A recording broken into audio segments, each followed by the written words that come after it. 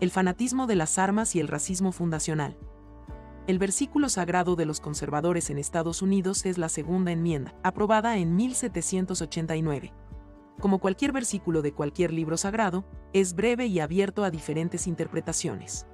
Como en cualquier religión, son interpretaciones teológicas, es decir, políticas. Una interpretación verdaderamente conservadora nos lleva a conclusiones poco deseadas por los conservadores. Thomas Jefferson, sus libros fueron prohibidos por ateo. Era de la idea poco dogmática de que todas las leyes deben ser cambiadas según las necesidades de cada generación. Pero tanto Jefferson como el resto de los padres fundadores eran racistas, detalle que no es reconocido ni siquiera por los racistas de hoy.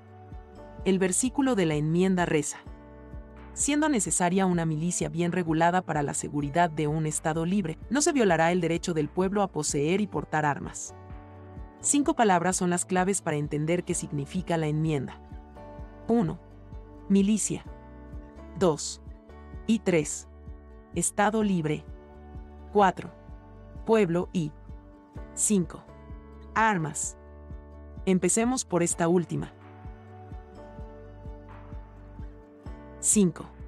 Empecemos por la palabra armas. De la misma forma que la palabra carro, significaba en el siglo XVII algo bastante diferente a lo que hoy significa auto, y de ahí las nuevas leyes de tránsito, lo mismo la palabra arms significaba una flintlock o un rifle musket.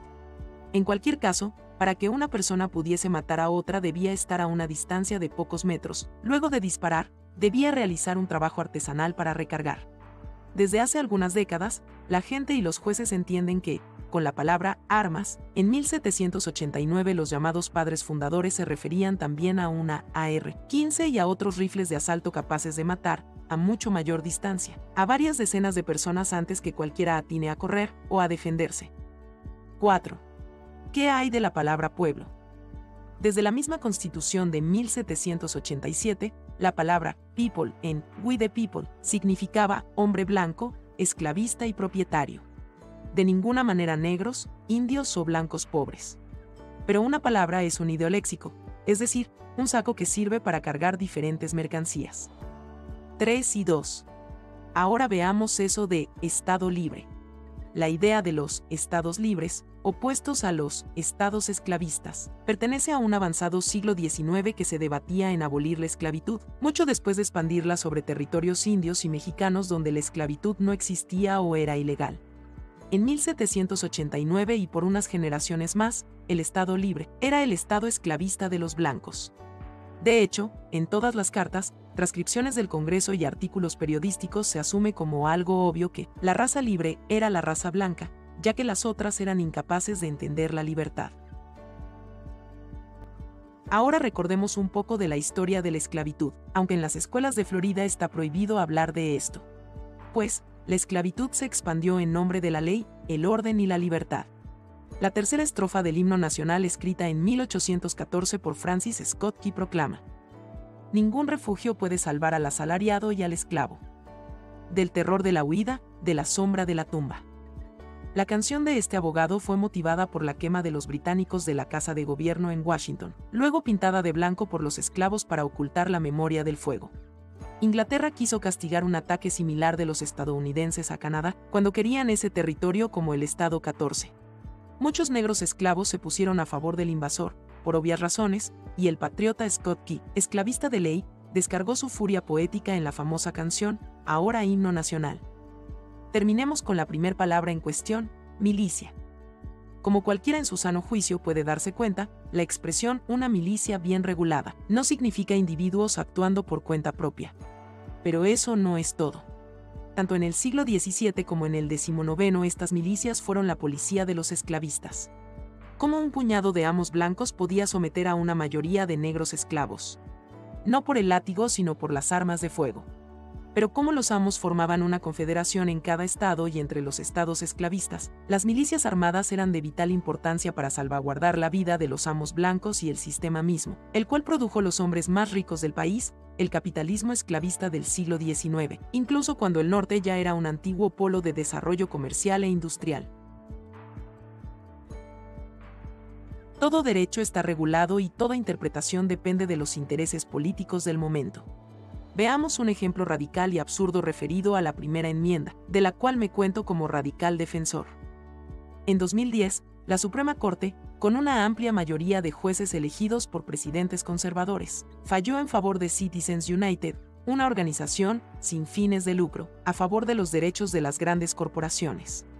Su fundador, Lloyd Brown, la definió así: somos gente a las que no les importa la política, gente que desea que el gobierno los deje en paz, pero si nuestro país nos llama a luchar en el extranjero, lo haremos con gusto.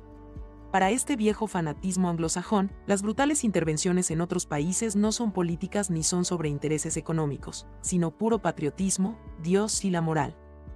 En la demanda y en el fallo final, 5 miembros en 9 de la Corte Suprema entendieron que la limitación de donaciones de un grupo cualquiera a un candidato constituía una violación a la libertad de expresión. Además, pasaron a tener el derecho de hacerlo de forma anónima, lo que entre los académicos se conoce como dark money, dinero oscuro. Claro, otra vez, en el país de las leyes, se hace todo legal. La corrupción es cosa de latinoamericanos y de negros pobres en África. Como suele ocurrir en una democracia, como la de Estados Unidos, secuestrada por las corporaciones, los ciudadanos tenían otra opinión. A principios de 2010, una encuesta de ABC y de Washington Post había revelado que el 80% de los estadounidenses se oponía a la eliminación de trabas y límites en las donaciones a los políticos, propuesta por Citizens United.